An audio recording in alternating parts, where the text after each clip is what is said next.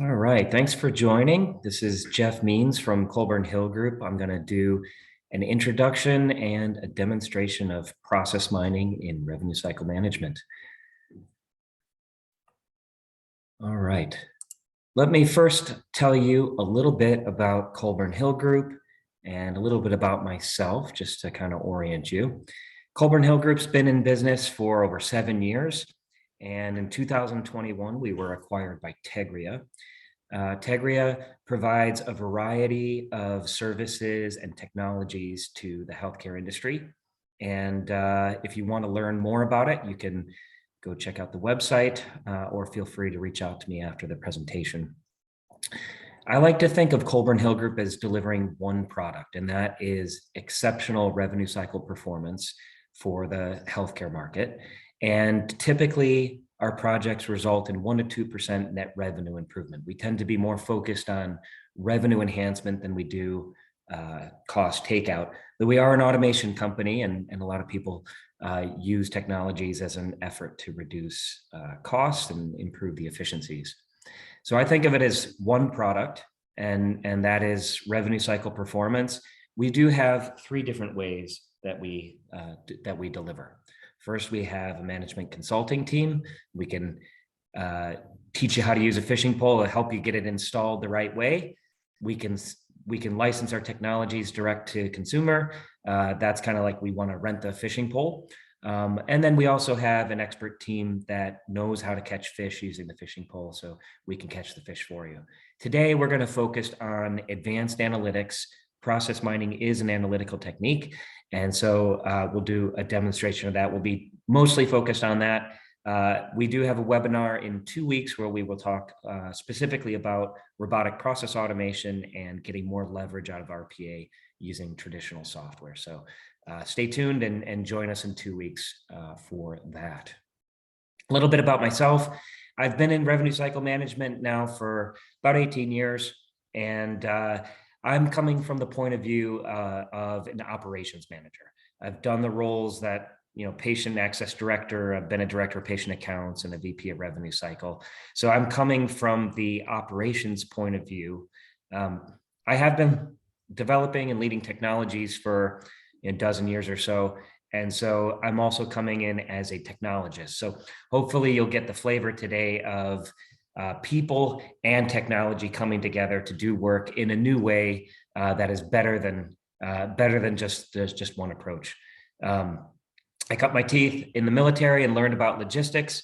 And then, like I said, I've been in revenue cycle management now for like 18 years and worked for small companies, large companies, and have been developing products for a while. Here's kind of the thesis of Colburn Hill Group. There's a lot of new technologies that enable things to be more efficient than in the past. AI and machine learning is kind of coming into its own. Robotic process automation has been on the scene for a while, and the use cases are maturing and getting better and better.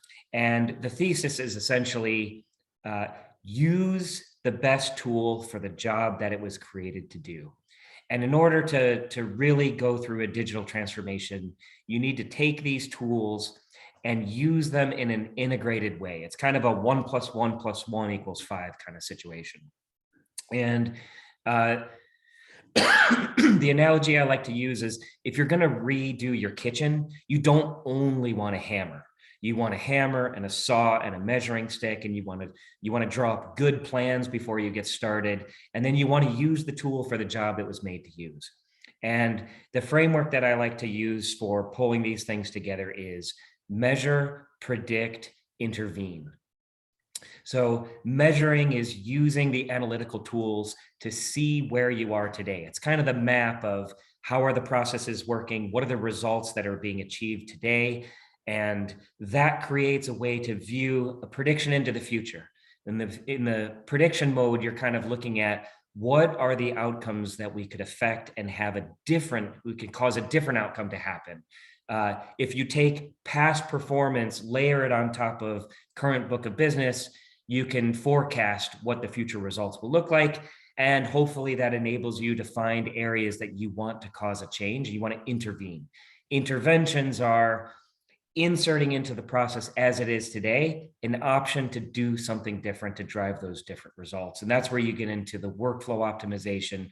That's where you start implementing robots to go do things differently than you've been doing them with your old workflows. So measure, predict, intervene, and you have this variety of tools to help you do these in different ways. Today, we're really just going to focus on measuring. We'll do a little bit of predicting, and we'll use this technique that we call process mining, and we'll talk a little bit about task mining as well. All right, so let's just start with a little bit of a definition, a little bit of orientation to what is this thing called process mining. The last few years, there is an IEEE task force. So process mining is an engineering technique that does have definitions and some common understanding and some common best practices. Like I said, it was a few years ago that they established the IEEE task force. And that basically what that means is the techniques I want to talk to you about, they're tried and true at this point, and there's a common understanding of how to do these things. It is new. If that task force has only been around for a few years, if you're doing this work full time, let's just say about 2,000 hours per year, well, it would take about 5 years to really be an expert. That 10,000 rule, 10,000 hour rule. So it will be another couple of years before things really mature.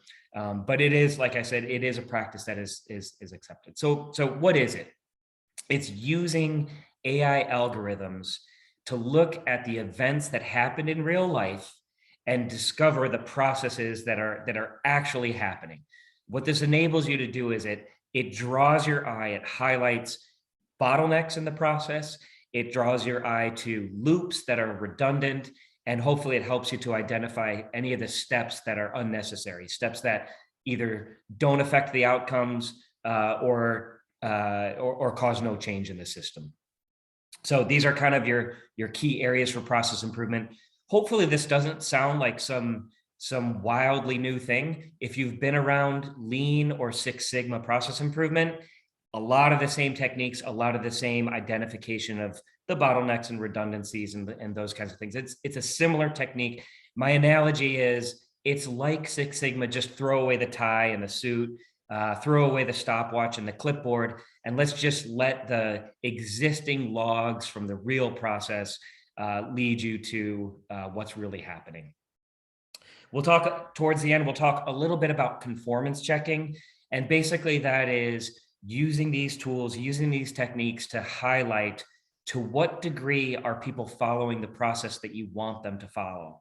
And those measurements allow you to hopefully make those interventions I was talking about, course corrections, changes in standards, enforcement of standards, so that you can get to those outcomes that you're looking to. So again, hopefully this feels a lot like process improvement initiatives you've done before. And when we get into the technology, hopefully you'll see that it's just a more efficient way to do some of the things that you've been doing for a while. So again, throw away the clipboard, throw away the stopwatch. Instead of using a whiteboard, let's use an AI algorithm to create the visualizations for you. Let's jump into the example. I'm going to use this example for the demonstration of the product, and I'm going to keep it really high level.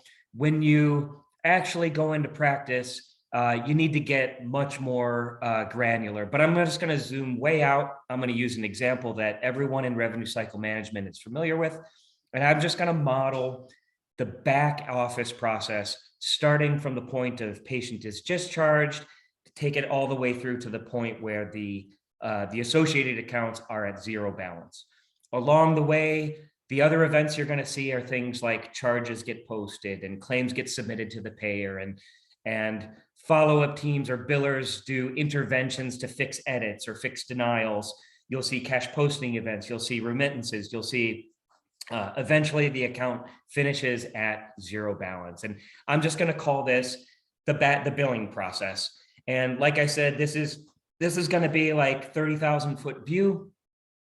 And if you want to make substantial process improvements, you're going to have to get into the more specific activities like denials management, or the billing editor, or go up to the front end and look at the authorizations process, referrals management. There's lots of examples within revenue cycle management.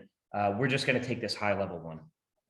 Okay, back to my analogy of it's a lot like Six Sigma. If you just asked a process engineer, what should this process look like in an ideal situation? Well, they would take all of those events and they would just say, here's step 1 through 10, here's what it should look like.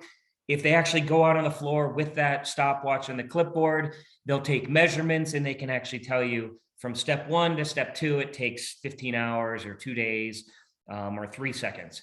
And they can do the measurements about how long it takes. And they can even do some observation to figure out to what degree are we following the process as the ideal state, and give some visibility into that.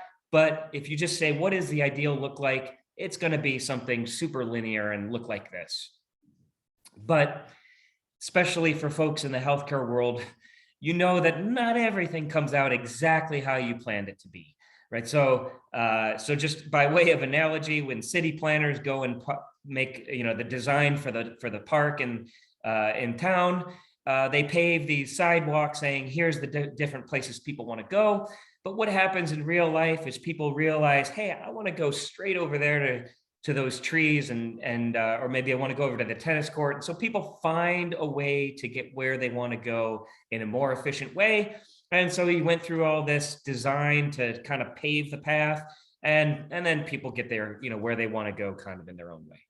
So just a first example is like, well, in real life, people don't follow the process. So that straight path from discharge to zero balance, in real life, you get things like billing edits, secondary billing, denials along the way, cash posting errors. And so you end up with something that looks a little bit more like this. This is a kind of a more realistic view. This is just a first view of what technology can do, as opposed to having a process engineer, do the whiteboarding or grab Visio or Lucidchart or something like that and draw the process. This is what it looks like to have logs from the system, use this fuzzy minor algorithm. It's one of the AI algorithms to help you discover your process. And this is a view of the top 50 paths from that starting point to the ending part. So here's a definition for you. A variant is one path, one way to go from the starting point to the end. And if you use a tool like this, you can see what those paths look like, and then you can start to use coloring and width of the line and metrics to help you see, well, how frequently are people going one way versus another? What are the overlaps in these 50 variants? What are the hotspots? Hopefully you're starting to see those 3 things I pointed out at the beginning. Bottlenecks, you can see it here in red, getting from charges getting posted to the claim, getting to the payer, claim being submitted to the payer. That's one of the bottlenecks. It's a little bit smaller on your screen, but some of these nodes have a little squiggle loop on it. I'll go to a live demo and zoom in and show you a little bit clearer. But those squiggles indicate a loop in the process. Sometimes those loops are redundant. Sometimes they're there for good reasons. And then a little bit harder to pick out from this 30,000 foot view is which of these steps are unnecessary, or which are the ones that don't lead to outcomes you want. So sometimes some of the follow-up activities, some of the interventions, some of the double touches are things that you would want to get rid of. So those basic starting points are, where are the bottlenecks, where are the redundant loops, and then where are any unnecessary steps in the process. And just simply taking logs of activity and creating a visual like this starts to give you a chance to go look at what those things look like. Okay, here's the bad news. This view, this top 50 paths from start to finish, it doesn't cover the whole picture at all. The real picture, all of the ways that people get from start to finish, when you zoom all the way out, it looks something more like this. It gets really difficult to figure out, where do I even get started improving a process that looks like this? And like I said, if you've been around revenue cycle management for a while, you know that there's actually an infinite number of ways to get from start to finish, and people follow lots of different ways. So we need to come up with some standards. We need to come up with some process to get this under control and find the ways to really affect those outcomes we're talking about. So let me suggest a great way to start doing this is to follow a process. I'm going to lead you through. It's going to end up being like a 6-step process to go through this. The first thing is building a model. What do you need to build a model? There's 3 things that you need. First of all, you need a case ID. So basically, you need to be able to track the account number through the life of that account. So one case from the starting point of discharge all the way to zero balance, you want to be able to capture all the events that happen. So you need the case ID to be consistent all the way through. In the world of revenue cycle management, that's basically an invoice number or an account number. You need to capture the name of the event. So when you create these visuals, you have a common naming convention that people can look at the name of the event and understand what's happening. So I use terms like claim submission and denial and cash posting because people have a common understanding of what those are. The last thing that you absolutely have to have is you have to have a timestamp. That is how the system calculates those bottlenecks, and it calculates both the length of time from starting the event to ending the event, and it also calculates the length of time from event number 1 to event number 2 to event number 3. And that's again how the system puts the highlights, those visual cues on those bottlenecks so that you can see them. You must have these 3 elements in order to create a model to do this. The good news is if you're on a Cerner or an Epic or a Sorian or a Meditech, you can go get those elements pretty easily. Even if you have ancillary systems like a claims editor, if you have an external follow-up tool, if you're using RPA and logging things in some database that's not inherently connected, you can take events from multiple systems, smash them together into one giant events log, and then load these into your model, and you'll be able to incorporate all those various systems. There's other optionality here. The other optionality is if you want to do root cause analysis, you want to do some AI correlations, you want to do some predictive models about the different types of attributes that highly correlate or highly negatively correlate to positive, negative outcomes. Well, you've got to capture those attributes. 2 types of attributes you can do. One is I'll call it an event attribute. That is something that goes along with the specific event itself. So if you have a denial, you probably want attributes like which CARC-RARC combination, what denial category was that event, maybe a timestamp, maybe a payer name, maybe a CPT code. Events that are things like human interventions, you probably want a person's name or a user ID, maybe the department or the manager that they report through. If you're using other systems, there may be other types of attributes associated with those events. Using these new algorithms, you can layer in as many kinds of event attributes as you want. You can do the statistical tests for sensitivity to see which of those are actually predictive of various outcomes. I'll show you a little bit of what that looks like. The other flavor would be a case attribute, and that's an attribute that stays with an account through its life cycle. So for example, the age of the patient or the date of birth, I suppose, is consistent from the start to the end of the process, or the primary insurance or secondary insurance, or which facility was the patient seen at. Those types of attributes that stay with the account for its life, you may want to be able to do correlations just on those. So in these new algorithms, the fuzzy minor, the alpha algorithm, those types of algorithms, you can bring in both of those flavors of attributes to do your correlations. Okay. The other thing you're going to want to do is, because we're in the world of revenue cycle management, you want to make sure you're correlating these things with your existing process KPIs.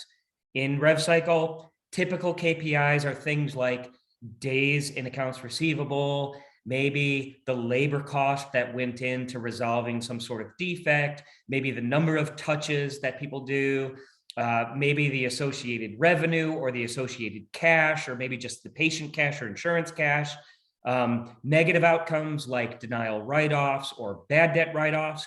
And so I would suggest when you're pulling in your attributes, you probably want to bring in those traditional revenue cycle KPIs because you want to be able to tell the story of your process improvement initiatives in the context of how is this affecting, right, regular management KPIs. And so here's just another screenshot. We'll use this in a more interactive way in a moment here. But this is kind of what it looks like to do some variant analysis using those other metrics from the rest of your operation. We'll come back to a view like that. Okay, last bit before we get into live demonstration and kind of that step-by-step demonstration. These new tools allow you to bring in more advanced than just those descriptive metrics. You know, the descriptive metrics would be kind of like, you know, the write-off amount or the bad debt amount.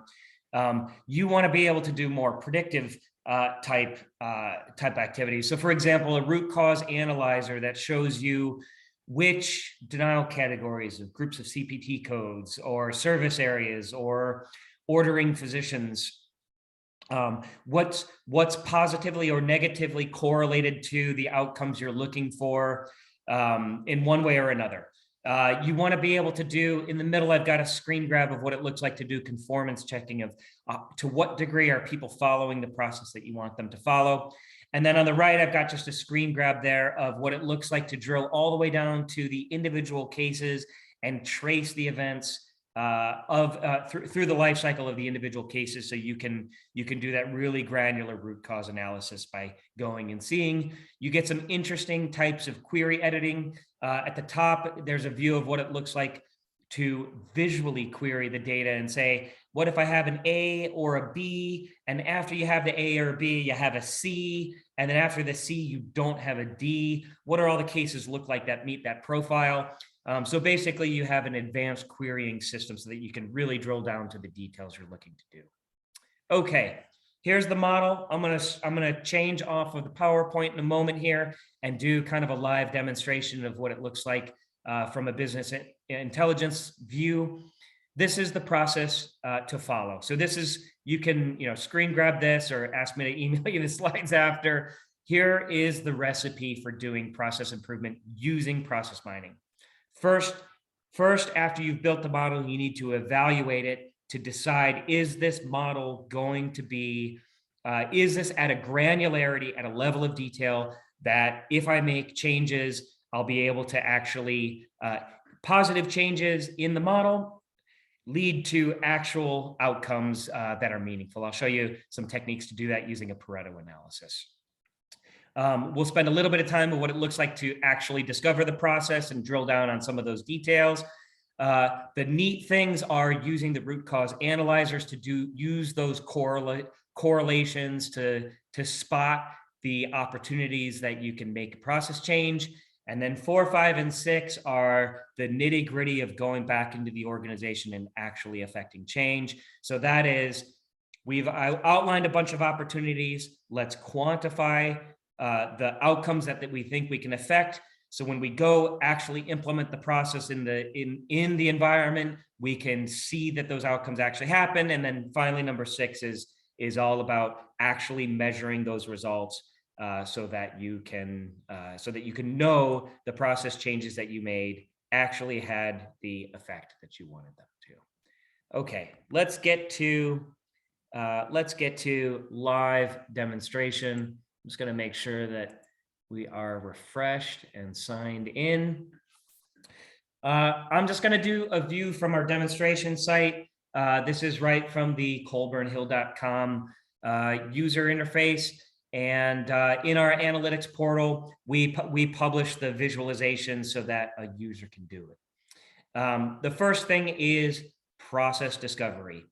In order to get to this page, what we did was we downloaded an event log. In this case, it's from a Cerner system with some ancillaries that we layered in as well.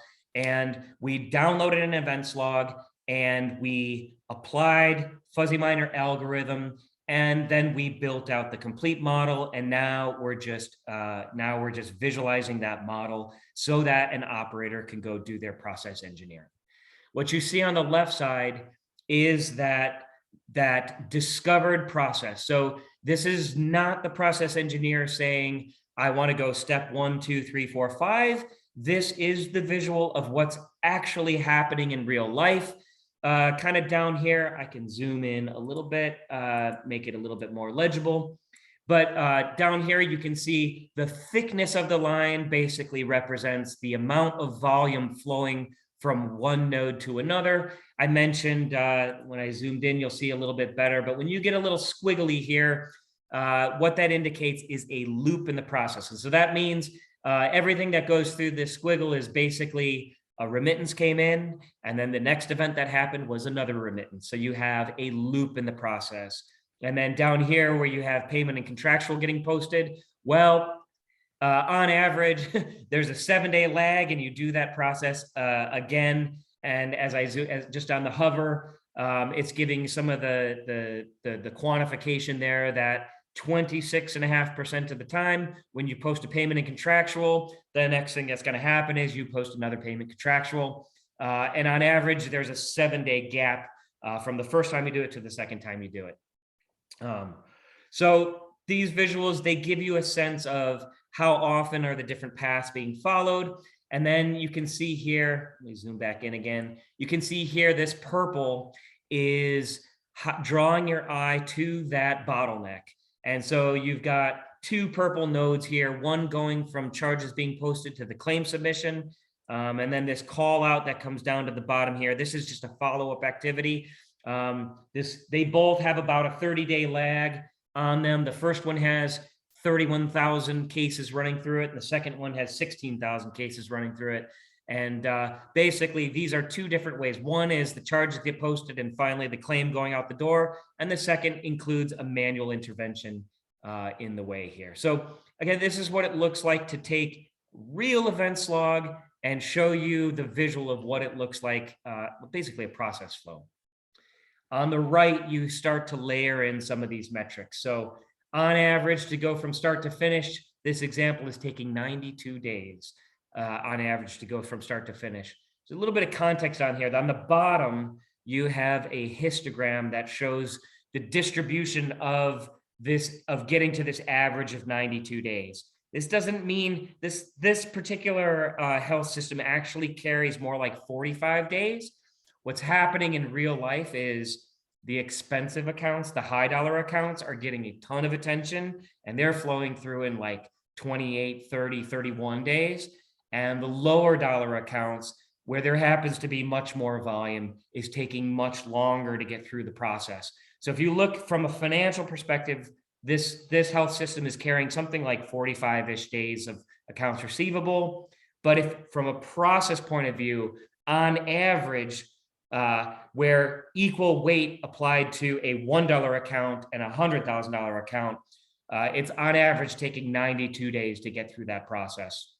And so that just gives you a little bit of view on it. This histogram here shows you very few take less than 28 days, and then you get a huge bolus where it takes 29 to 56 or 57 to 84 days. And then you get these outliers where you get something like 14% of the accounts take longer than 168 days to go through the process. This long tail, that's where all the pain points are.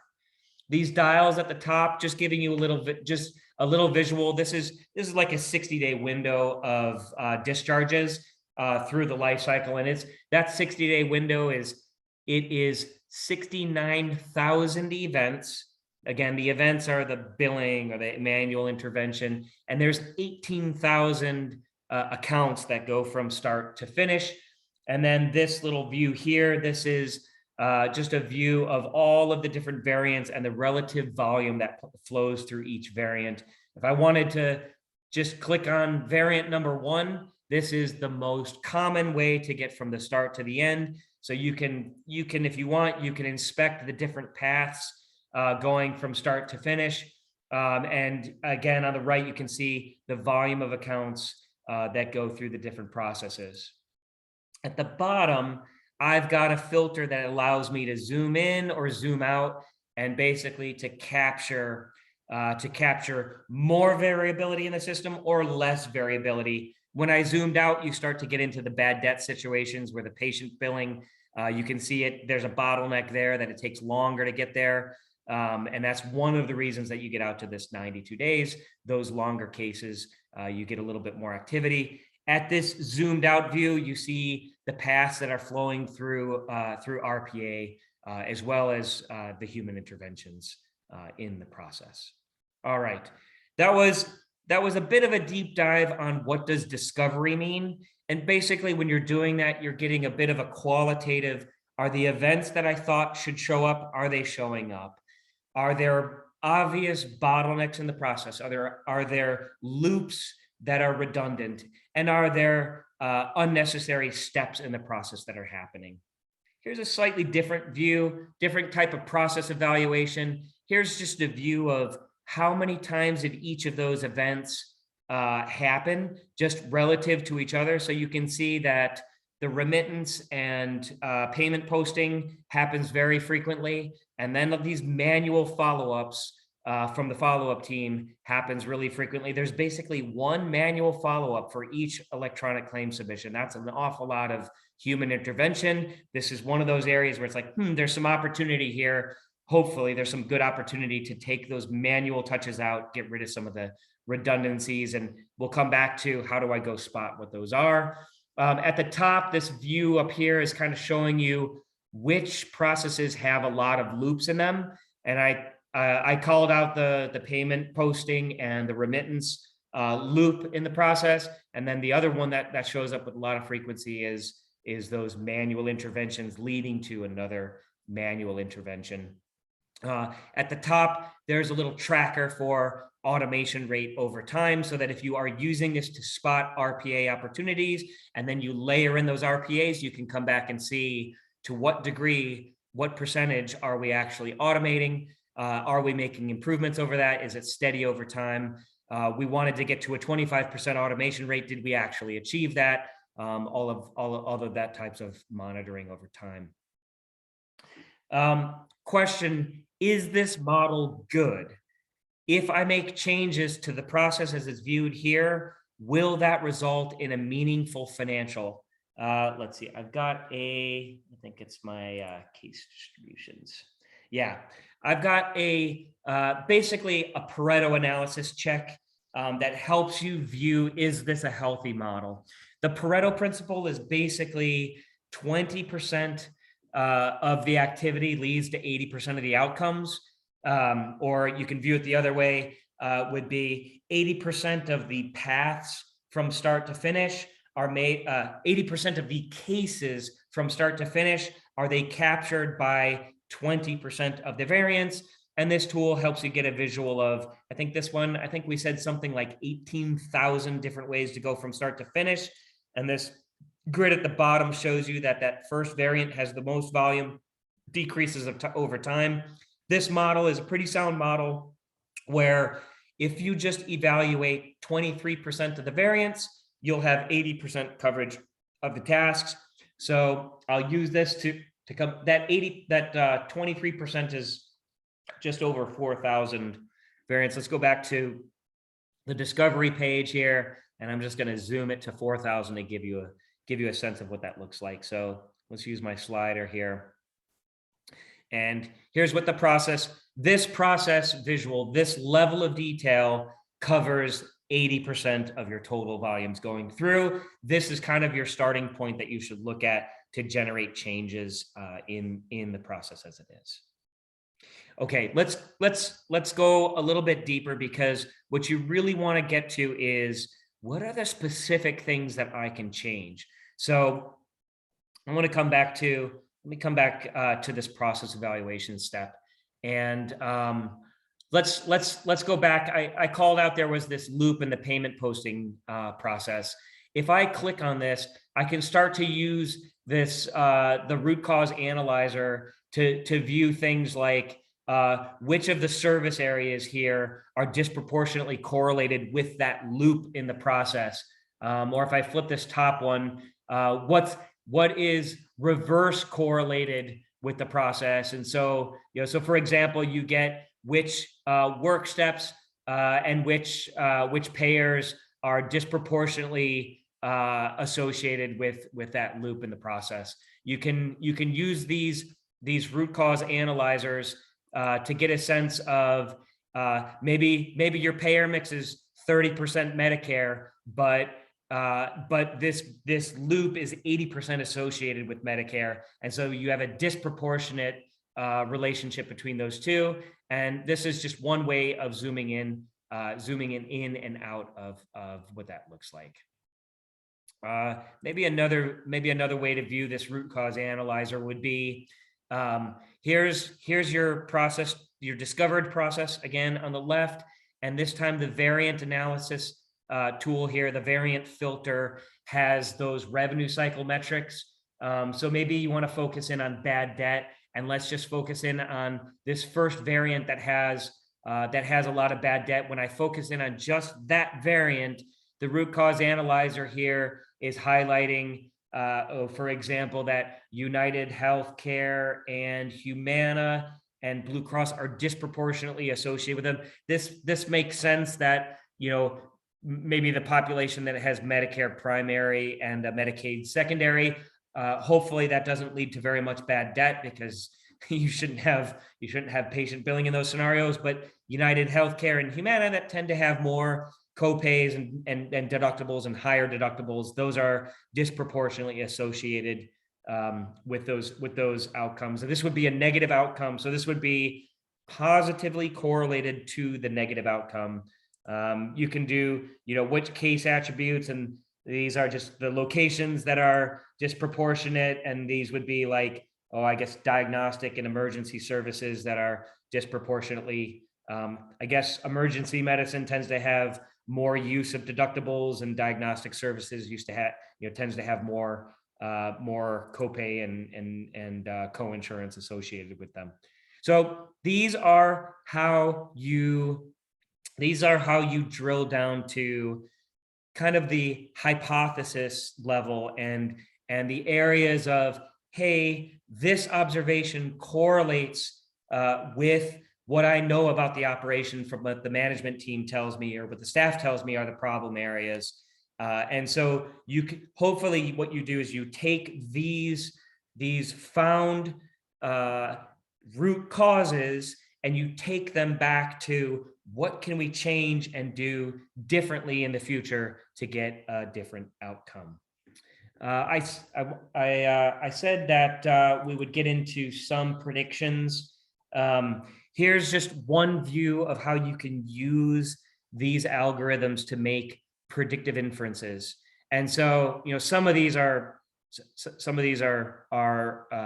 super obvious, but like what this is saying is that when you receive a remittance, 93% of the time, that will lead to payments and contractuals getting posted.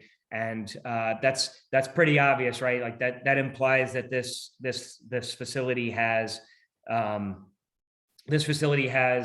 what would that be, like a 7% denial rate, and that would be full denials that don't result in payments at all, partial payments getting posted. But these percentages, basically these are your predictions, and this is another tool that you can use to say, hey, if we do manual follow-up, we have a 35% chance of needing an additional manual follow-up. That's an area I want to drill down more to see what other interventions should I be leading to cause some part of different outcome to happen.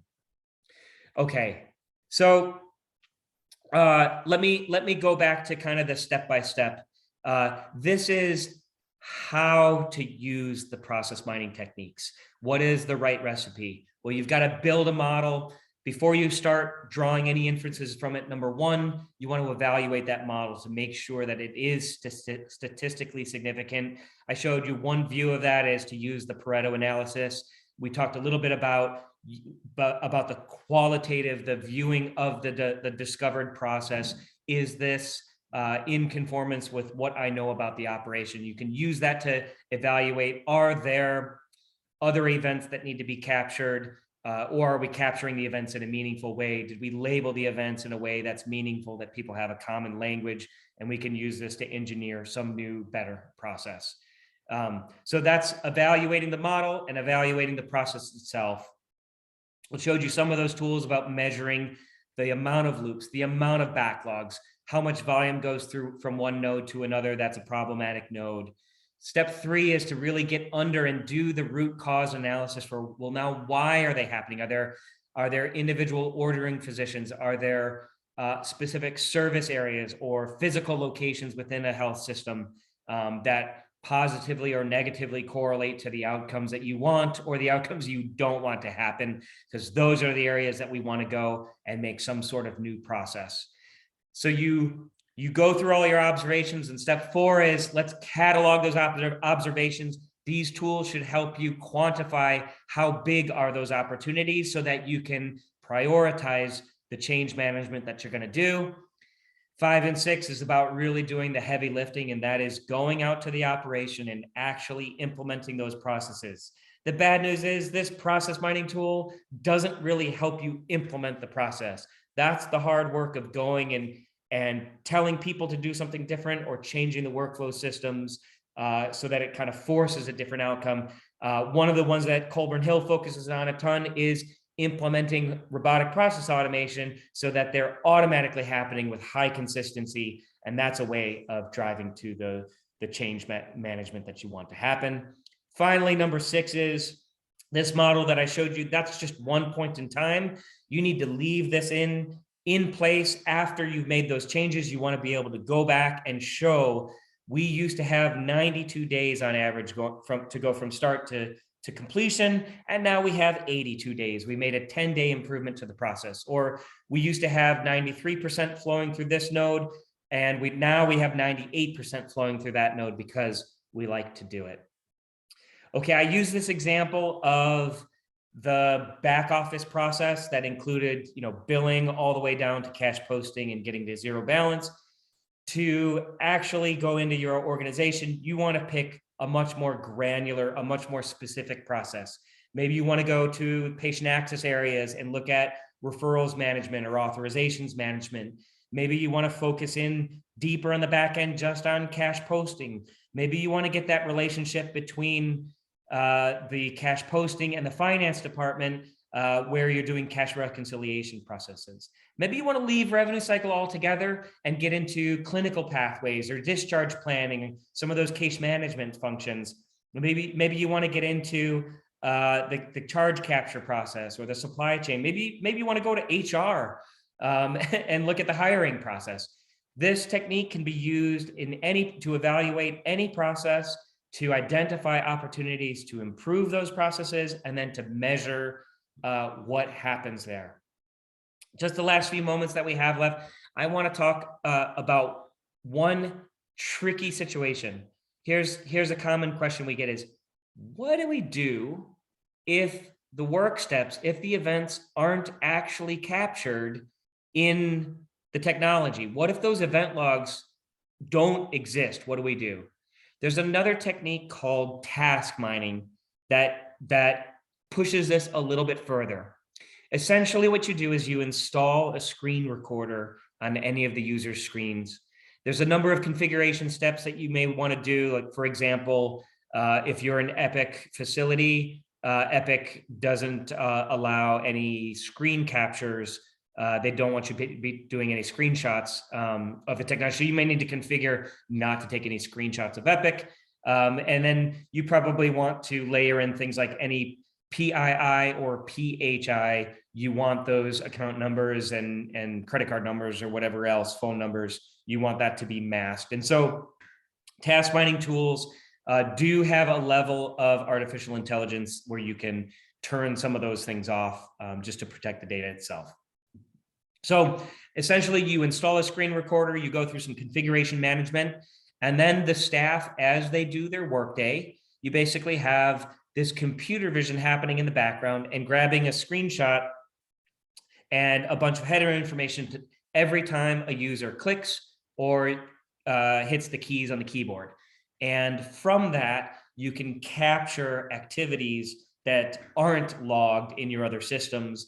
And there you can generate a case ID, an event name, and a timestamp, so that now you have the data cataloged in a way that you can use these techniques. So number 2 is really around taking all those screen grabs and mapping them into the events in a meaningful way. And then step 3 is to use these same fuzzy minor alpha algorithms, the same algorithms to do your root cause analysis and all of the process engineering efforts you'll want to do from there. At the beginning, I stressed a framework, and I said something like, you want to use the right tool for the job here. And I introduced this framework of measure. From the measurements, you can make predictions. When the predictions are saying there's going to be some sort of negative outcome, you want to have an intervention so that you can force a different outcome. Hopefully from today's webinar, you're taking away that process mining and task mining, these offer new techniques to have interventions in a way that you didn't have it before. Again, these are just part of the tools in the toolkit. You want to use a hammer for hitting nails. You want to use a screwdriver for turning screws. You want to use a drill press for drilling holes. And so you need to use the right tool for the right way. And I can't stress enough that just measuring only gets you so far. From those measurements, making predictions and drawing all sorts of really neat insights, that gets you a little bit further. But if you want to harvest real financial impacts, real customer outcome impacts, real health outcomes of impacts, you need to go all the way to the step of intervention, where you need to change what people are doing. And so I'll leave it at that. If there's any way that Colburn Hill Group can help you on the interventions, or help you get started with measuring where are you today, or predicting the individual situations where we can cause an intervention that'll lead to a better outcome, please email me. My email's on the screen. I am on LinkedIn. Direct message me or friend me on LinkedIn. Colburn Hill Group will be doing another webinar in 2 weeks, just under 2 weeks, on our Op Center technology, and that is technology that incorporates traditional software analytical tools with robotic process automation. And again, that robotic process automation is one of the emerging areas of causing those interventions. If I can be helpful to you and your organization, or if Colburn Hill Group can help you on your journey, please reach out. We'd love to talk to you more. Thank you, everybody, for attending, and we'll see you at the next webinar.